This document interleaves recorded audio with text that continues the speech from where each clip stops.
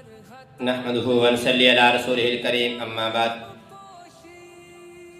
وقال النبي صلى الله عليه وسلم لا طاعة لمخلوق في معصية الخالق او كما قال عليه الصلاة والسلام۔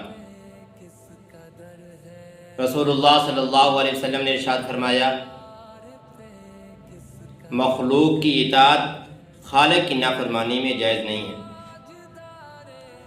کیا مطلب؟ جہاں پہ اللہ کی نافرمانی ہو وہاں پہ کسی کی اطاعت کرنا، کسی کو خوش کرنا جائز نہیں ہے، جہاں پہ اللہ تعالیٰ کی نافرمانی ہو رہی ہو۔ مثلا اگر کوئی استاد ہے، والد صاحب ہیں، بھائی ہے، بہن ہے، وہ کسی کو گناہ کا حکم دے کہ آپ یہ گناہ کرو، آپ ٹی وی دیکھو، آپ سینما گھر جاؤ، آپ شراب پیو، آپ زنا کرو، آپ رشوت لو، آپ دھوکہ دو، آپ جھوٹ بولو، آپ غیبت کرو، کوئی بھی گناہ جس کو ہمارے بڑے ہمیں کرنے کا حکم دیں تو یہ کیا ہے؟ اس کا حکم ماننا جائز نہیں، بلکہ اس کی نافرمانی کرنا واجب ہے۔ اس لیے کہ اگر ہم اس کی بات مانتے ہیں تو کیا ہوتی ہے؟ اس سے اللہ تعالیٰ کی نافرمانی ہو رہی ہے۔ تو ہم نے کیا کرنا ہے؟ اس حدیث کی روح سے اپنے اللہ کی فرما برداری کرنی ہے، مخلوق کی اطاعت نہیں کرنی۔ بعض لوگ اپنے دوستوں کی وجہ سے برائی کر لیتے ہیں، بعض لوگ اپنے رشتہ داروں کی وجہ سے برائی کر لیتے ہیں، بعض لوگ اپنے ماحول کی وجہ سے برا کام کر لیتے ہیں۔ کیوں؟